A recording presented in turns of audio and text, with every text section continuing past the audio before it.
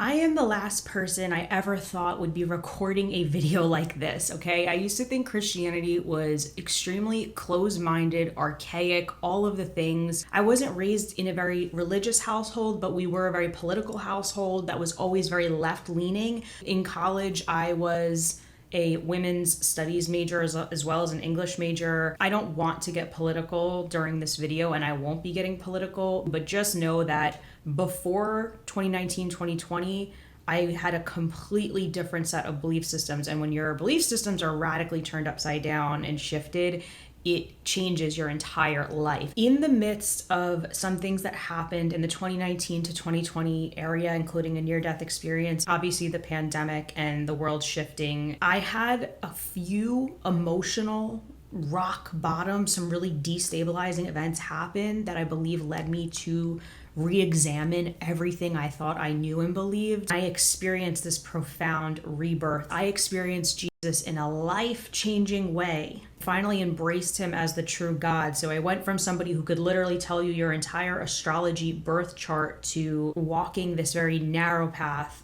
And that not only completely shook up my personal life, but it spurred me to start my business and completely change the trajectory of my life and what I did to make money. But I know that deep down, none of the success I have happened until I started down this journey. So I almost feel like it would be lying or just not transparent for me to come on here and talk to you about what I've accomplished and act like it's all in my own strength, when really I know deep down that it's God who equipped me with not only like the skill and the ability and the perseverance, but just the opportunities and all the open doors that have come. And even though he led me in that direction, I had no intention of sharing this online with anybody. Because like I said, I was conditioned throughout my lifetime to think of Christians in a certain light, and it was not something that I ever thought I would portray myself as. So it has taken me years to get to this very point of overcoming all of the fear about speaking out, all the fear of being vulnerable, all the fear of being criticized and misunderstood.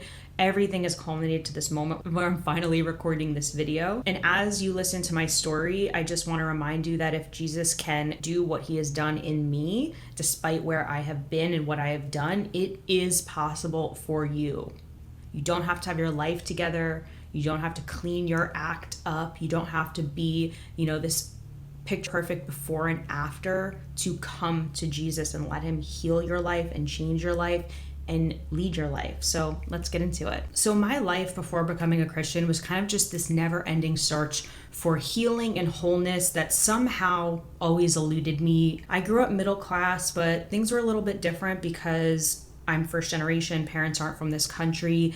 And I would say my home life was really marked by a lot of volatility and just psychological and emotional instability. My family members, without getting into specifics, have mental health issues. There's a lot of depression and some other stuff going on there. I'm talking verbal abuse, a lot of aggression, a lot of angry and unexpected outbursts that kind of made me feel like I was always having to walk on eggshells and be on high alert. My childhood home just didn't offer a sense of psychological safety that one needs. And one of the ways that I think I could communicate this without fully getting into such nitty-gritty details, because it's private. So to give you an idea, there's something called the ACEs test, Adverse Childhood Experiences. And it basically, you can go online and take this test. And if you've experienced a certain amount of trauma, which everyone has a different definition. So this lays out hey, have you ever had a parent in the house that swore at you, insulted you, put you down, humiliated you? Did you, were you ever punched or grabbed? Did you see a parent punch or grab another parent? What were you exposed to? Was there drunkenness? You take this quiz, and depending on how many of those experiences you have, your likelihood of becoming suicidal shoots through the roof, okay? So to give you an idea, I score pretty high on tests like that. Also, books that were so helpful to me to understand and make sense of my childhood were Pete Walker's Complex PTSD from Surviving to Thriving. That book really brought so much clarity and made me understand, because this was happening in my childhood home, this is why I struggle in this area of life. But all of that to say that heightened nervous system and my own mental health issues are what really drew me to stuff like yoga and meditation. It was like, okay, how can I calm my nervous system and act like a normal human being out in this world? There's also just circumstantial stuff like being the only girl in the family, so being bullied really badly by a family, of older cousins and siblings. I guess stuff that maybe doesn't affect everybody in the same way, but when you combine it all together and the fact that I'm quite a sensitive person, I had a lot of mentally distressing stuff going on at home, including witnessing an attempted suicide in my home by one of my family members. So it was just like mental illness on mental illness on mental illness. So how did I deal with that? Well, my solution was to escape. I spent as much time at my friend's house in my neighborhood as possible. So I would go to their house after school. I was sleeping at people's houses, whenever I could. It was whatever I could do to escape going home. And by the age of 14, when I finally had access to drugs and older guys, this was actually right when social media was first invented. I'm 33, so we had like MySpace and AOL Instant Messenger. It became easier to fall in with the wrong crowd because you could just reach out to people that you knew of through social networks versus like your immediate surroundings. But that's when I started smoking weed, first time, age 14. By the time I was 15, we were doing ecstasy. I hated the taste of alcohol, so I really loved anything that could get me high without the taste of alcohol. So I tried pretty much every drug. It was just anything to temporarily escape my reality and the anxiousness of my mind. So I showed promise in certain areas like writing. No surprise, obviously I am a copywriter by profession and trade. So I had these opportunities opened up to me. Like I scored really high on some standardized testing in English. So I got this scholarship to go to a sleepover writing camp. And then I had an opportunity to intern at the local newspaper. I qualified to get into honors English in my freshman year of high school, but because all I cared about was fitting in and being accepted by my peers, which I believe is because I did not have a safe family home to retreat to, I had to kind of gain acceptance from my peers. All of the academic stuff and goals and wanting to succeed did not matter to me. I just wanted to hang out with my friends, party, and be socially accepted, be cool. I even look back at the type of music I listened to and like the cultural influences, the movies I watched, the TV, and it's sad to say, and maybe this is just my generation as like a millennial, but all we care, like the stuff we really worshipped in the culture was just like degeneracy, whether it was like the artists we're listening to. I know I was really into like R&B, and all I was immersed in was these songs of women getting cheated on and like baby daddy this and going back to your cheating boyfriend. So coming from this vantage point, and I'm looking at all of this input and all of these things I looked up to, it's no wonder that I kind of followed that path. And looking back on it now, I wonder like if I had looked at an athlete or if I had some type of positive role model other than what the culture and the mainstream was pushing, maybe I would have aspired to something, but that just was not my story. So I kind of took the scumbag path, excuse my language. I failed out of that honors English course, so not going in any type of direction now. Turned down the internship, didn't want to do that. I wound up getting suspended multiple times for fighting because there was always some type of drama going on with other girls, whether they, slept with my boyfriend, and just constant drama between all the suspensions and the detentions and all the disciplinary actions and all these teachers kind of telling me like, hey, you're a huge screw up, you're a disappointment, you're screwing up. And I was arrested 2 times, once because of shoplifting at the mall, because again, the influences. I had never stolen anything in my life until I got that one friend who was like, are you kidding me? We can steal all of this stuff, all of these clothes, all this jewelry. And I just emulated her. Dumb. Got arrested. And then I was riding around with guys who were dealing drugs. We all got pulled over. We're smoking weed. So arrested for possession. So this is all before the age of 18. You can kind of sense what direction I'm headed in. When I look at movies like the movie 13 and that Drew Barrymore movie Riding in Cars with Boys, I feel that those 2 movies very much portray the level of just being out of control. Meanwhile, I was raised in a very culturally Catholic town. Everybody was Irish, Italian, I'm Polish, so Roman Catholicism was just what you did. You went to CCD, which is the religious classes. You went to, you got your communion, you got your confirmation, and then you went to church on maybe Christmas and Easter, maybe. The only religious influence I had was my grandmother from Poland was a devout Catholic, and she would make us pray before bed, and she had, Jesus's face on the wall. So that was really, I would say, where my relationship with God actually was formed, was just the Roman Catholic influence of my grandmother plus the schooling. And I would say the other big thing that did happen during that time of my youth was when The Passion of the Christ was released. This must have been around age 14, because I looked up when The Passion of the Christ was released, and I watched it on DVD in my friend's basement. So it had to have been sometime after it came out, because if you remember, it came out in the movies and then it took time to be released to DVD.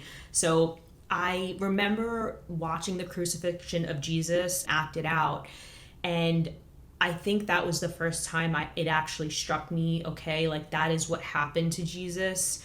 And I began praying every single night after that, because I think in my very young mind, I was like, well, if that's what he went through, like I better show some respect and pray to him. So kind of weird, hard to explain, but I actually feel like now looking back on it, Roman Catholics, we know of Jesus, but we don't really like prop him up the way a Christian, like a born again Christian or an evangelical Christian would. Not to offend any Catholics, but I think that movie was actually what made Jesus real to me for the first time. So around 17 or 18, obviously you're in your high school career and you're starting to look toward the future. And by that time, I had so much baggage just from all of the boyfriends and friend drama, and I wanted so badly to just escape my hometown. That was my number one thing, was like, first it was how do I escape my parents' home? Now it's how do I escape the entire town in general and all of these people. I never want to see them ever again.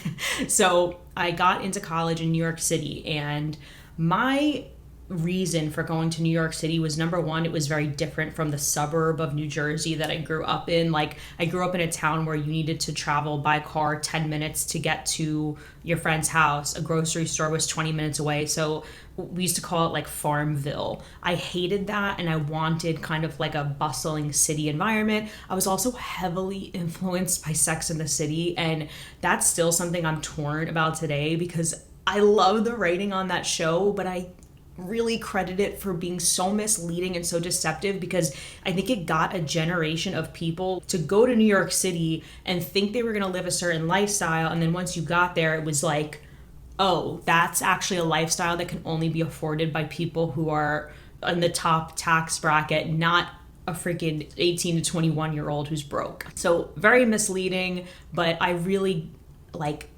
idolized and worshipped this image of being a professional in New York City. Like, I had this image of me getting drinks with friends at the bar, where, instead of the stupid bonfires. I had never been to a bar. A lot of high schoolers, depending on where you live, have at least drank at a bar before the age of 21, but that was not accessible to me where I lived in the suburbs. So we were partying in the woods at a bonfire, and I was like, okay, I'm ready to be like a sophisticated older woman who's gonna go out into the world and like wear a pantsuit and go to work and have like a martini in my hand. That was my image and what I was striving toward. So I got into college in New York City, and that would be the time of my life where my focus and my desire went from, okay, I really need to fit in with my peers and be cool and be liked and be popular, to I need to achieve status. I need to be someone who has a high paying job.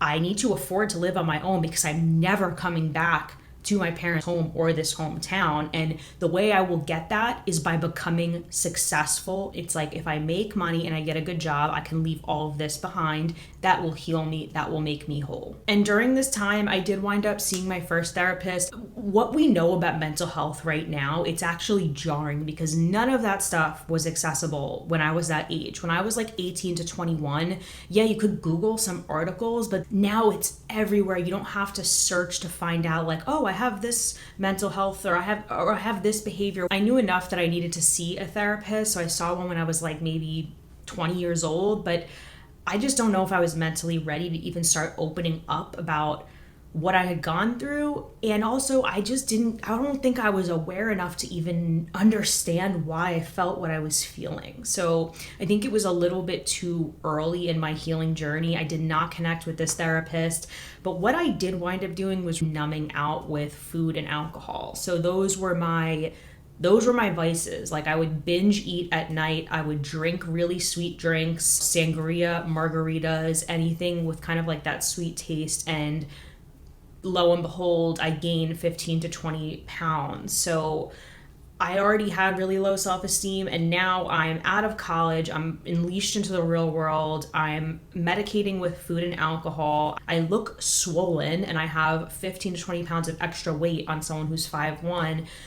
So all of this is really, I would say, what shaped me to be the prime consumer for the self-help industry and for New Age spirituality. So how did I actually get into New Age spirituality? Well, I'm a big reader, so of course it came through books. I was living in Queens at the time, so I graduated from college in New York City. I didn't want to move home, but I also didn't want roommates, so staying in Manhattan was not an option. So I moved to Queens, and one day I'm exiting my building and I see that somebody's throwing away a pile of books. And as somebody who loves secondhand books, I'm not afraid to go into the trash and get a book that someone's throwing away.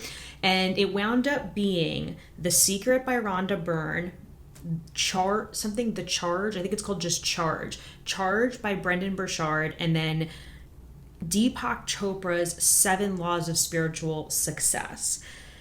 This was my first foray into any type of material like this, so I kind of dove into it and my mind was blown. This was so exotic. This was like the psychological help I needed, but like the spiritual help I was also lacking. And I thought, this is like it. This is what's wrong with me. This is the path that's going to lift me out of my depression. Granted, at this time, I was kind of in that struggle bus of right when you graduate from college and you're trying to figure out what you want to do. I think a lot of people at that millennial age were just moving back in with their parents. But again, I did not have that safety net. So I was kind of thrust out into the world. Like, I got to make this work. A lot of pressure. And I felt like I wasn't doing it right.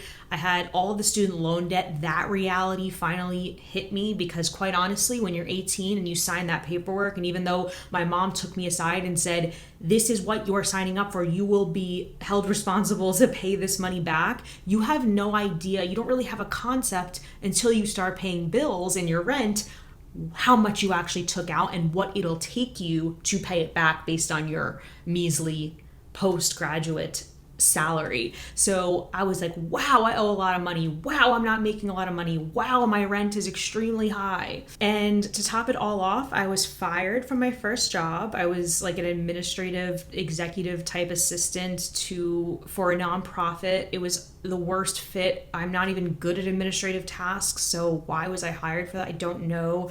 Took an extremely low salary because I was like, oh, nonprofits don't pay a lot, but it'll be worth it because it'll be so fulfilling. No. And then I got a second job in sales, my first sales job. It was actually pretty awesome. It was a startup. And then I was just as quickly, a couple months later, laid off. I was part of massive layoffs. So I just felt like I could not win. With all of this going on, all of this pressure and all this stress, I'm thinking, well, the answers to peace and happiness are out there. I just have to adopt these ways of thinking. If I do what these gurus are saying, if I meditate, if I think positively, if I eat a certain diet, I will get the things I want in life. I will get money, and I will get the relationship. I will get the apartment. I will get the job, the lifestyle, everything, if I can just follow what they're saying, because they're saying that what they do results in abundance. So I really started just this whole process of trying to rewire my subconscious mind and think positively. And like Dr. Wayne Dyer, if any of you are familiar with him, was like my spiritual father. And when I went to go throw all those books away years later, that was what I struggled with the most, because he just was so wise and had such a soothing voice, and I would just listen to him, and he was so well studied and knew about every religion on earth. including Christianity. And I just said, wow, this is a guy who's seriously enlightened. So anyway, I would think deep down, a big part of this motivation was not just to like survive on my own, but was also to prove something. I wanted, now that I was out of college and, far away from my hometown life, it was really on me now to prove that I could make something of myself and not be that, scumbag that I was unfortunately amounting to when I lived in my hometown. I mean, I'll never forget, first of all, my mom is my biggest cheerleader, but when I got into college, she made it a point to call the principal of the school because I had so many disciplinary issues. She made it a point to call the school and be like, just so you know, my daughter did get into college. She's attending Pace University in the fall. And the principal came up to me in the hallway and said, Christine, congratulations. I heard you got into college and da-da-da. I said, how did you know that? He goes, your mom called me.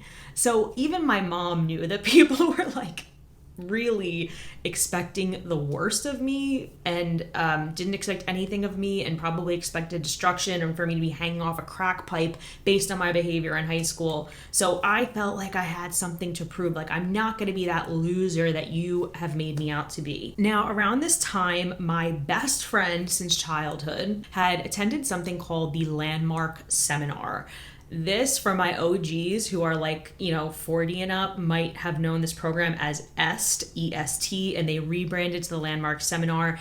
And she took this seminar and oh my gosh, she was just sold out for it. She was all about it. She called me while she was at the seminar. She talked about it for months and months. After the seminar, you got to take this. This is life-changing. This is life-changing. Your whole outlook on life will change. Everything will get better. And I at first was like, what's going on? Are you in a cult? You seem like you're being brainwashed by something and I'm having no parts of it. Well, time goes by, more depression, more weight gain, more everything. Things aren't getting better. And I finally got so desperate and I was like, I need something. So I enrolled in this Landmark Seminar. It couldn't have been more than $200 at the time, but I was so broke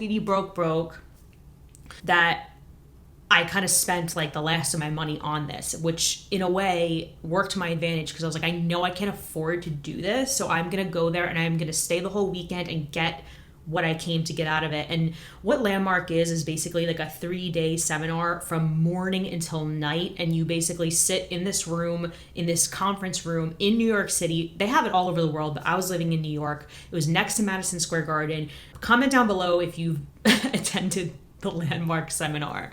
It's, people have so many big opinions on Landmark, very controversial program, but you're sitting in like rows of seats. There's a speaker at the front of the room, and basically you're taught by the Landmark Seminar leader, and one by one, you kind of go up to the mic to get coaching. And people, oh my God, especially because it's New York City, like you have such a diverse you have people from all over the world with such diverse experiences. So that was probably like even more wild than most Landmark seminars, but people just aired out their trauma on the mic and then got that coaching, and kind of it helps you see things in a different light. This was my first exposure to coaching and personal development, and I felt like, wow, this is what I want to be a part of. This is a group of people who are diving deep into their traumas. They're getting clear about the root of things, because people would go up there and they'd be, blaming their parents for their hard life and blaming these circumstances. And some people had such tragic things happen to them, and oh my God, certain people lost children. It was devastating. So like, it's kind of this environment becomes a pressure cooker. Like, people are walking out, people are flipping out, people are like confronting at the mic. It's very dramatic, and it's a lot. It's very intense. Actually, one of the girls who I had partnered up with at this seminar, I'm not kidding you, she had a mental breakdown because of, she just wasn't like mentally strong enough for what was happening in this seminar. And I'll never forget, I met her and her husband, and I was spending time with them, during the seminar, and she kind of dropped off the face of the earth. But I spoke to her husband, and he kind of told me like, listen, that was not good for her. Like, whatever was going on in that seminar, she couldn't handle it. She had the manic episode basically. So it's, I think you kind of have to have like, it's just a controversial seminar. You can read all about it, but granted, what I will say is that that was kind of the first time I learned the concept of like taking accountability, because basically they were like, listen, whatever you've been through in life, you got to stop blaming other people and you need to create a new possibility for yourself and move forward in life. Don't be a victim, be empowered. And it's actually very not religious. I mean, some of the concepts seem very Buddhist in nature in terms of like detachment, but they never explicitly push any religious agenda, which makes it really applicable.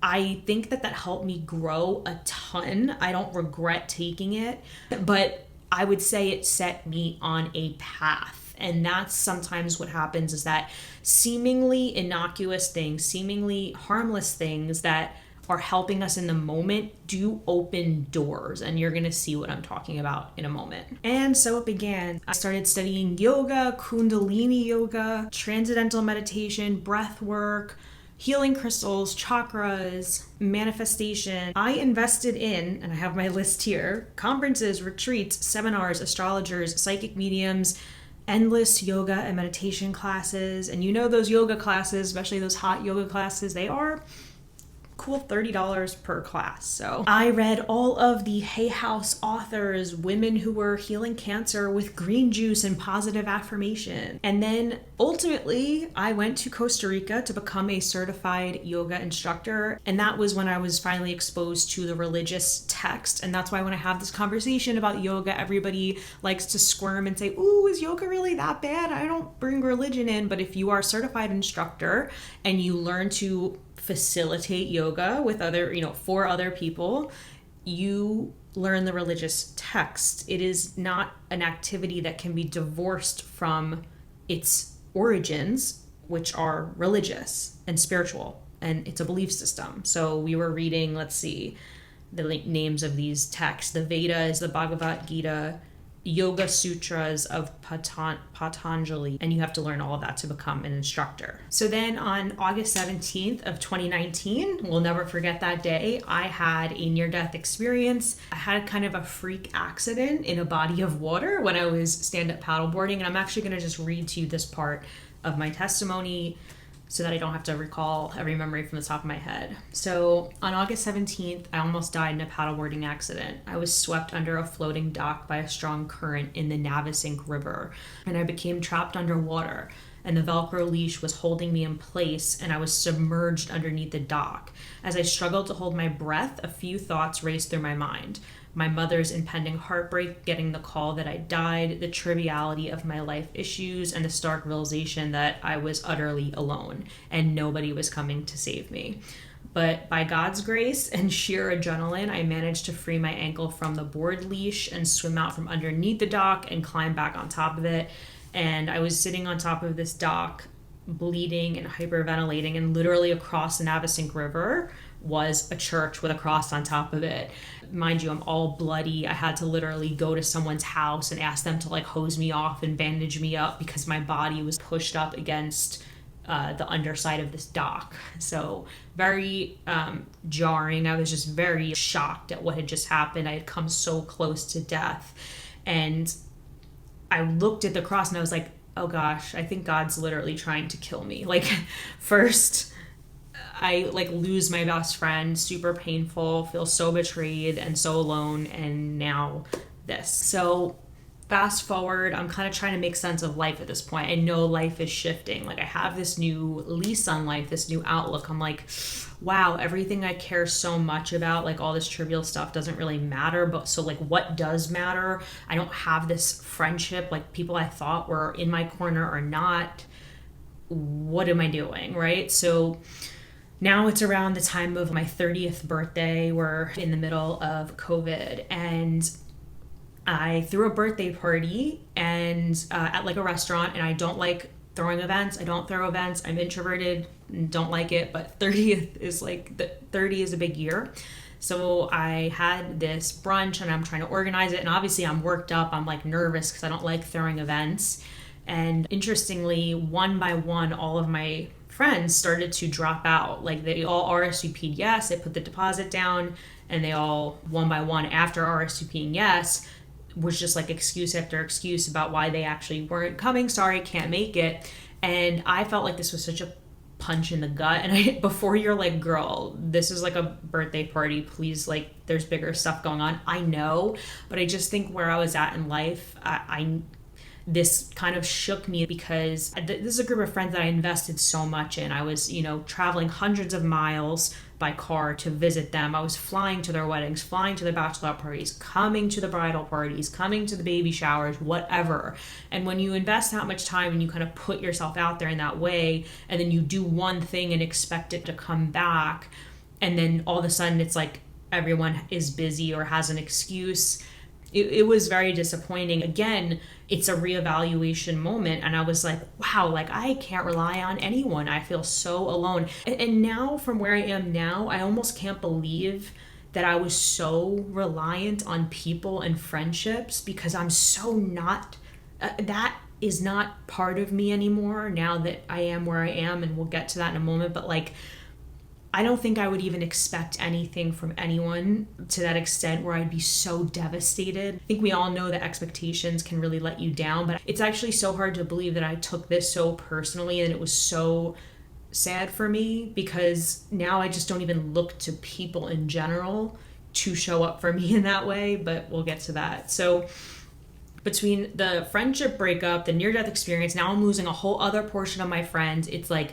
down, down, down, down. And I already struggle with my mental health. So the fact that all of this stuff is kind of piling on top of me. So all of that culminated to this come to Jesus moment where I was down on my knees crying out to God, just like, God, what do I do with my life? Help me, please. Get me out of this emotional low. Who can I trust? What do I do? What do you want me to do? How do you want me to live? It was just a moment of like total surrender.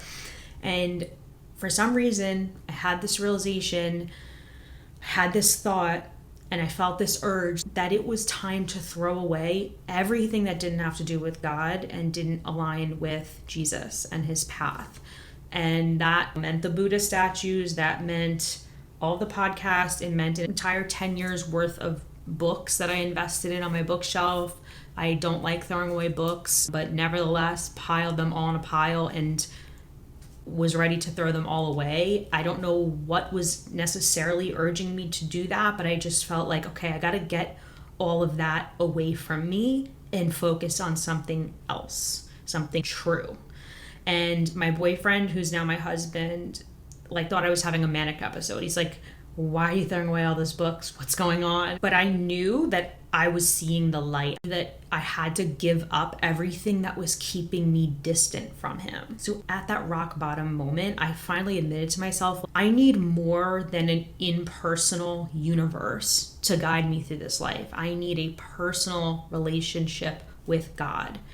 And Jesus is the way to have that relationship with God. That's the only way we can connect to God, is through Jesus. Not universe, not energy, not something out there.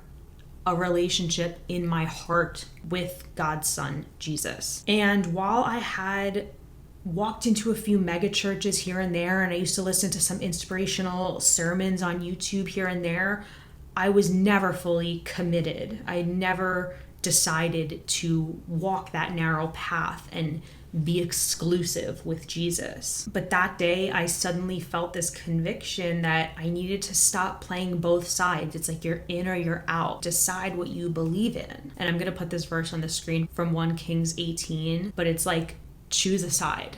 Don't care which one you choose, but this whole straddling the fence thing is not doing you any good. And I feel like that day, like all the chips fell into place. It was like that first New Age to Jesus testimony I had heard from Doreen was like the seed being planted.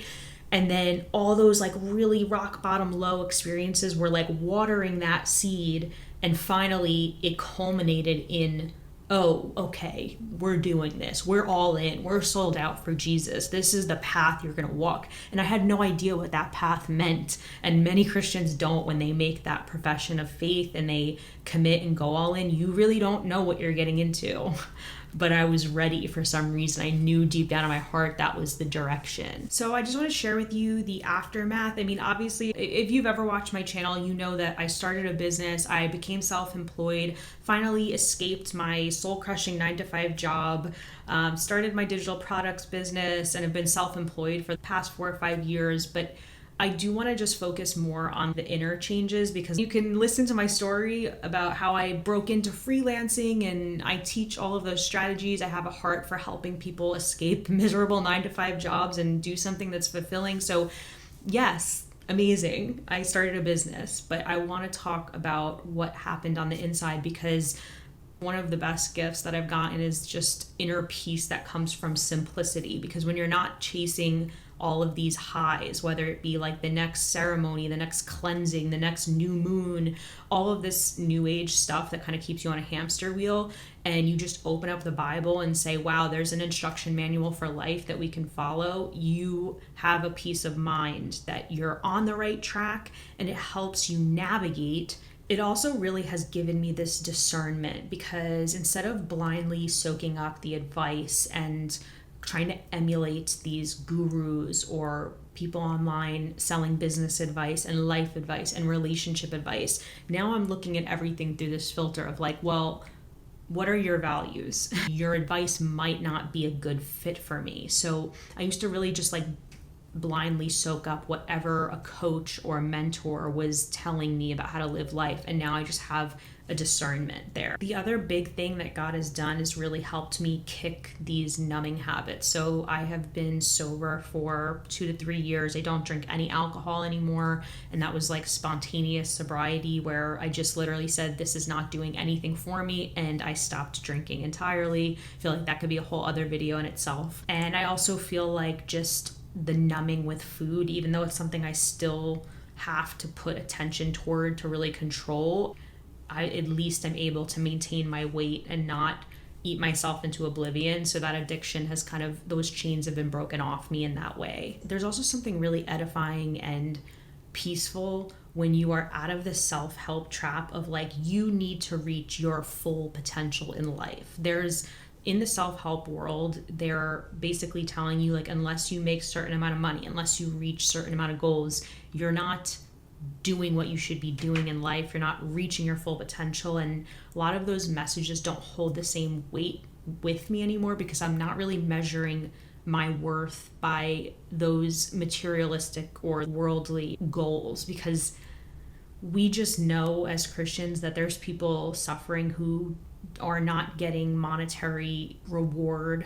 They're in really desperate situations. It doesn't mean that God has forgotten them. So that realization was really profound for someone like me, who is like very, very goal driven and just hyper focused on like, my life will be good when I get this. I also feel like this whole quest for finding my purpose has really, it's case closed now, because self-help and people online will tell you that your purpose is out there. You just have to find it. You just have to unlock it. But the Christian view of what life purpose is very simple. There's no one way to get to that purpose. I also think excessive self-reflection and therapy is doing a lot of harm to our society and creating people who are literally just obsessed with themselves versus just healing, moving on, and getting on with your life, serving other people. It's like the constant digging into past traumas and doing these past life regressions and, healing ancestral wounds. Like, when does that stop? And when do you just join the world and contribute? Because one of the best things you can do to heal trauma is to actually go out and help other people. What's really scary to me is that some of the people who are the most narcissistic and self-obsessed and just so self-serving are those people you see online offering healing. They want to lay their hands on you and heal you. They want to give you a life coaching session where they're going to heal you. And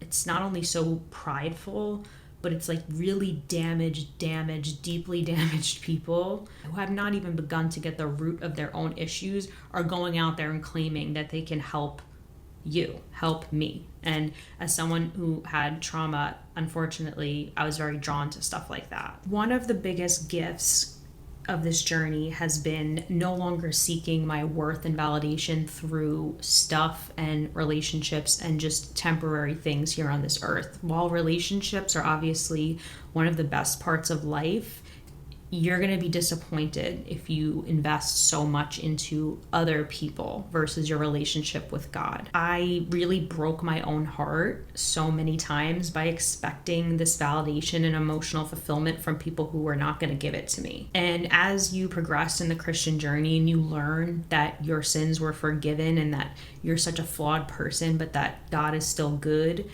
and he still has mercy, it kind of shifts your thinking and you're like, am I going to really hold this person to such a standard when I am so flawed myself? So that's something he's been working on hardcore in my life, is like forgiving people, understanding that they're just human, and giving people the same grace that God has given me. And obviously this path has not been without its challenges. It's been a little bit of like a lonely road because I basically knew 2 people in my entire life that I had met that were born again Christians. So didn't have many people in my life that I could really share my faith with.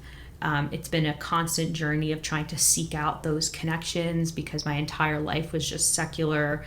I've had business coaches distance themselves from me because I openly profess my beliefs. I've had students who I really value because if anyone spends money with me, I appreciate them and want nothing more than to make a happy client and customer. I've had customers come to me and say, like, I was following you for your business advice, but you had to bring Jesus into this, and now I'm out. So I've had to grow a thicker skin and understand that I am turning people off, which is not a great feeling. But God has also brought me to so many amazing people, and God is also kind of bringing me out of that isolation period and has connected me with women who are really rooted in God, who are Christian. Was never surrounded by that until I took myself out of my environment and moved across the country. And all of that started from starting this business, because whoever I've met in my new hometown of Florida, I met through the internet, through my YouTube channel. So it's really all come full circle, where the moment I had the little bit of courage to speak up about my faith, just mention it on a YouTube video, people started messaging me and saying, I didn't know you were a Christian. I'm a Christian too. And I've actually formed really close relationships and people who I'm praying for every morning, people who are praying for me. So despite the challenges and how just not easy it is to walk this road, I would not trade the inner peace and the sense of rootedness I have for anything. Like, I have done life without God. I was separate from him, and obviously life is going to happen, whether it be layoffs, deaths, friendship breakups, losing money. All of these things are still happening, but being connected to God and feeling like I'm being guided finally, that I'm in relationship with him, I am stronger than ever. And it's so sad that I had to face like the first 30 or so years of my life not acknowledging that connection to God through Jesus. If my story has made you even the slightest bit curious about who Jesus is and who God really is, the only suggestion I would give is to seek with your whole heart. Don't stop searching. I pray that a spiritual hunger would take root in your heart and that you would continue to just search for your own answers. Not what anyone else says, but you find out for yourself. Seek with your whole heart. If you've made it here till the end, I very much appreciate you. See ya.